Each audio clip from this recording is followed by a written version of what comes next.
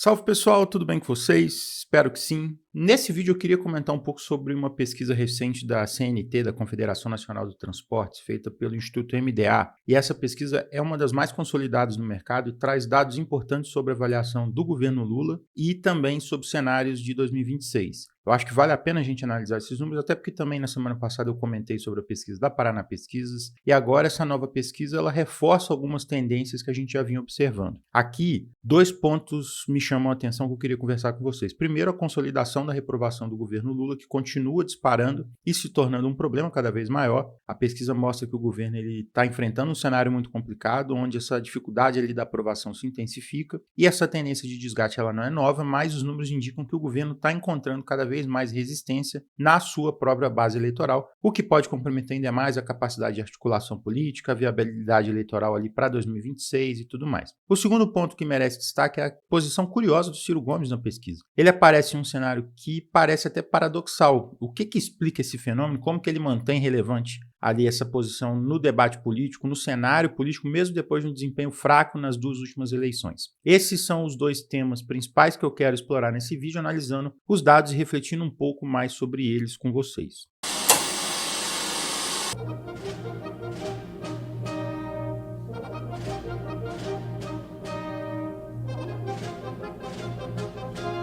Antes de entrar no tema do vídeo, eu queria agradecer quem tem acompanhado o canal, já queria pedir para deixar o joinha, se inscrever quem ainda não é inscrito, ativar as notificações caso queiram ser avisados quando novos vídeos saírem. Queria também agradecer o apoio fundamental dos membros, que é essencial para que eu continue com esse trabalho aqui, e para quem quiser apoiar é só clicar em Seja Membro aí embaixo e ver os detalhes direitinho. Temos vídeos exclusivos, lives exclusivos. Ontem, inclusive, saiu um vídeo muito interessante debatendo desenvolvimento econômico e empreendedorismo, então não deixem de conferir. Eu vou deixar o QR Code aqui na tela também, caso queiram apoiar o canal a partir do Pix. E para quem está chegando agora, fica o meu abraço de boas-vindas. Bom, gente, a primeira coisa que eu queria destacar nesse comentário aqui é o cenário de avaliação do governo Lula, que está cada vez mais complicado. Se a gente for observar os números, a gente vê que a situação do Lula está bem complicada. Eu vou colocar aqui na tela com vocês. Se a gente pega os dados de ótimo e bom, o governo Lula ele tem só 28,7% de avaliação positiva, juntando aqui. E se a gente pega ali na outra ponta o percentual de ruim e péssimo, ele disparou para 44%. E o regular ficou em 26%. Se a gente olha para a evolução desses números, a evolução histórica, a tendência é ainda mais preocupante para o governo. Que a gente observa aqui, ó,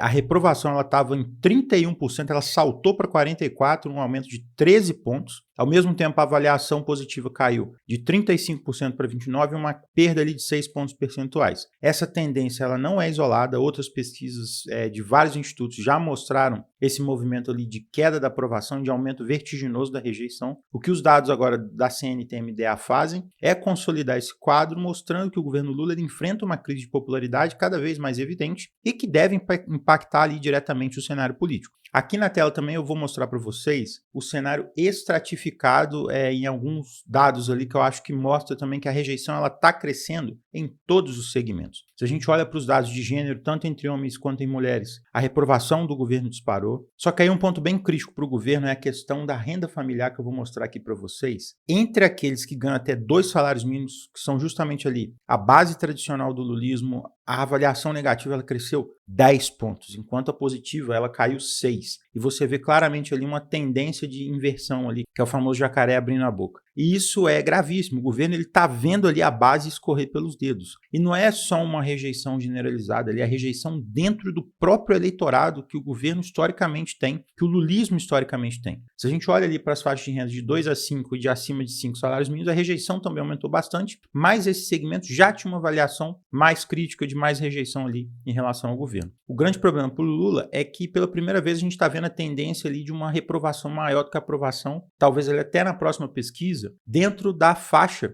até 2 salários mínimos, o que vai ter um impacto muito grande. Um outro dado importante também dessa pesquisa, a gente pode pegar a estratificação aqui geográfica, que a gente vê aqui no Nordeste, que também sempre foi um bastião do lulismo, a rejeição aumentou bastante. A reprovação do Lula, ela cresceu 11% no Nordeste, enquanto a aprovação caiu 8%. O Nordeste, ele sempre foi um bastião do lulismo, uma região onde o PT sempre teve uma vantagem histórica ali nas últimas eleições, e o Lula sempre teve ali uma base fiel de eleitores, só que até esse bastião ali já está começando a dar sinais de desgaste. E aí o que essa pesquisa revela é que o governo ele não está ele está perdendo muito terreno, onde ele tem a base. Então, dá para ver ali que o lulismo, de certa forma, ele está perdendo base. A rejeição, ela cresce ali. E passado esse cenário de aprovação e rejeição do governo Lula, há outros fatores relevantes na pesquisa que poderiam ser debatidos, mas eu optei por não colocar aqui para não estender demais o comentário. Para quem quiser conferir os dados completos, eu vou deixar o link na descrição do vídeo. A questão aqui é simples. O Lula, ele está vendo sua rejeição subir de forma acelerada e ele está perdendo a sua base tradicional. Eu não vejo como ele pode recuperar esse apoio sem uma guinada significativa na política econômica. O problema é que eu também não vejo ele fazendo essa guinada. Esse é um ponto que eu já comentei na live de ontem, inclusive. O governo ele tem pouco a oferecer hoje e, ao que tudo indica, ele vai ter menos ainda a oferecer no futuro. Muita gente aposta aí na possibilidade do governo abrir os cofres no último ano de mandato, né? Essa estratégia padrão aí, às vezes para tentar reverter o desgaste e tal. Mas o que o Lula fez até agora foi exatamente o contrário. Ele começou o governo com uma linha mais expansionista e agora ele está caminhando por uma fase de austeridade ainda mais forte, muito pelas exigências ali do teto de gastos que foi aprovado em 2023. Isso significa que o cenário vai ser de desaquecimento da economia e de desaceleração, o que tende a aprofundar ali essa perda de apoio. Se esse quadro se mantiver, o Lula ele chega a um ponto ali em 2026 que ele pode até pensar se vale a pena ser candidato ou não, que pode ser que ali resulte uma derrota. E isso pode levar a um movimento estratégico da parte dele, optando por não concorrer à reeleição para evitar encerrar a trajetória política com uma derrota e, pior, facilitar a volta de uma figura ligada ao bolsonarismo ao poder. Bom, e agora a gente vai para o segundo ponto, que são os cenários projetados para 2026. E aqui eu já vou mostrar para vocês aqui na tela também. Eu já começo direto no cenário 2, que o cenário 1, ele coloca Lula e Bolsonaro, e o Bolsonaro está inelegível, gente. Ele vai ser condenado aí nessa questão de tentativa de golpe, talvez vai ser até preso. E aí esse cenário distorce a análise e não faz muito sentido ficar considerando essa hipótese, né? No cenário 2, sem o Bolsonaro, os números são os seguintes. Lula com 30,4, Ciro Gomes com 14,3 em segundo, Tarcísio de Freitas com 14 em terceiro, Pablo Marçal com 13,2, Romeu Zema e Ronaldo Caiado empatados ali com 3,9. Vejam que tem muito nome pulverizado ali na direita e o próprio Pablo Marçal não deve ser candidato, ele ficou inelegível também nessa última semana, né?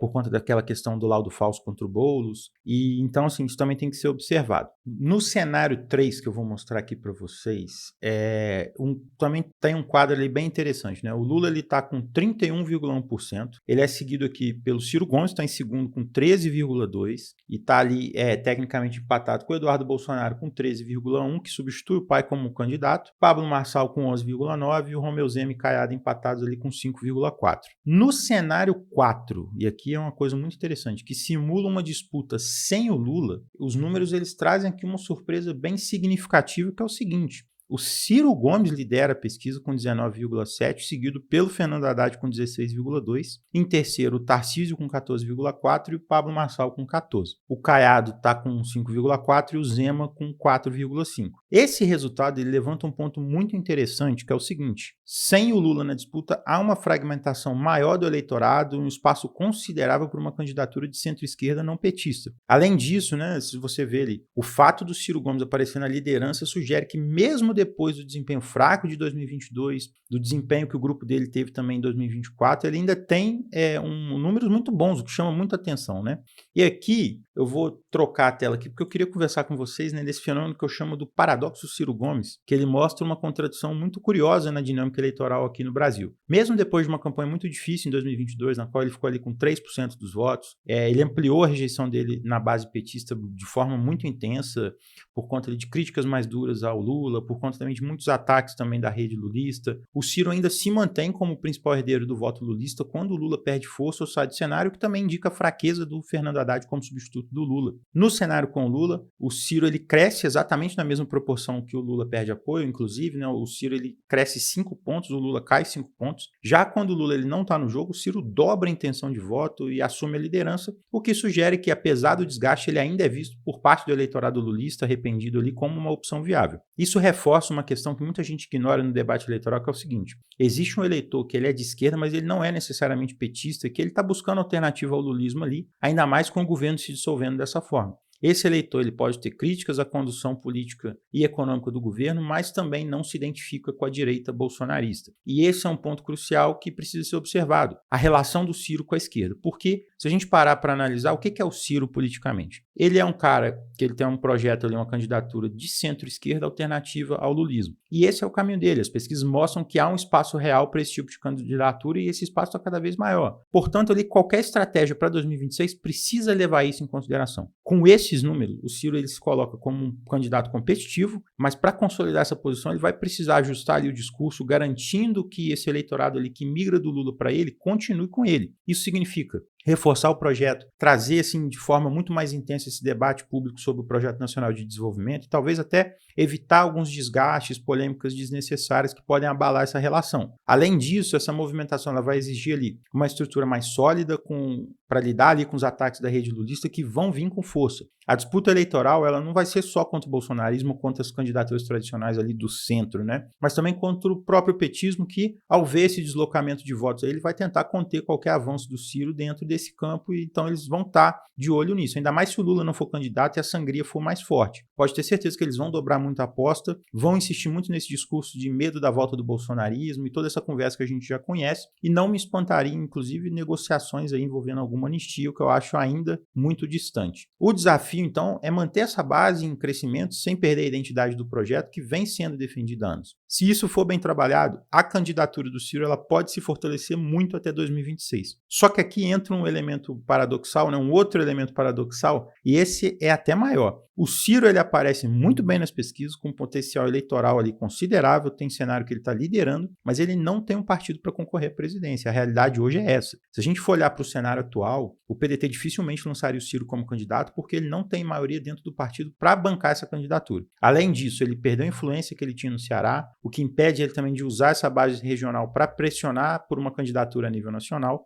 E isso é algo muito curioso, porque mostra uma dinâmica diferente na política brasileira. Antes, um candidato ele precisava ali necessariamente de uma máquina partidária robusta, de uma máquina regional robusta para ser competitivo, mas agora, com o fortalecimento da internet, dessa descentralização das redes sociais como ferramenta ali de mobilização, de comunicação, a viabilidade eleitoral de um nome ela pode surgir mesmo sem uma estrutura tradicional de partido. Ao mesmo tempo, essa realidade também expõe ali uma dificuldade da própria política institucional, e aí é uma dificuldade que ainda precisa ser encarada. Sem um partido forte, o Ciro ele teria dificuldade de viabilizar uma candidatura, e aí ele teria dificuldade em questão de tempo de TV, palanque estadual, estrutura de campanha, então tudo vai depender ainda também dessa questão partidária, embora ela seja cada vez mais fraca. Com esses números na pesquisa, talvez exista até a possibilidade de que algumas legendas procurem o Ciro, talvez para uma eventual candidatura presidencial, e caso isso aconteça, eu acho que ele deveria ouvir essas propostas com atenção, porque a conjuntura política pode estar abrindo um caminho inesperado para ele para 2026, e é aquela velha dinâmica da política continua valendo, né, gente? Não existe morto na política. A política tem essa capacidade de ressuscitar lideranças, mesmo depois de desempenhos ruins e de figuras que foram dadas ali como encerradas no jogo político. O caso do Ciro Gomes pode ser mais um exemplo disso. Mesmo com o resultado ruim de 2022, com a narrativa de que ele teria ali se isolado politicamente e perdido completamente a base, os números mostram que ele ainda é competitivo, especialmente quando o Lula está perdendo força. Isso significa que, goste ou não dele, o Ciro ainda pode ter espaço na disputa em 2026. E se o cenário continuar caminhando nessa direção, ele pode se tornar um fator relevante ali para a eleição presidencial, seja como candidato ou como alguém ali que influencia o jogo político. O que resta saber agora é o seguinte: se ele vai ter estrutura, se ele vai ter partido, qual vai ser a estratégia para transformar essa viabilidade teórica numa candidatura real. De qualquer forma, essa é uma dinâmica que vale a pena acompanhar. Enfim, gente, é isso. Eu queria agradecer a atenção de vocês. Vou deixar minhas redes na descrição, meu canal no Telegram, meu canal no WhatsApp, meu servidor no Discord. Entrem lá. Um grande abraço para todo mundo e até a próxima.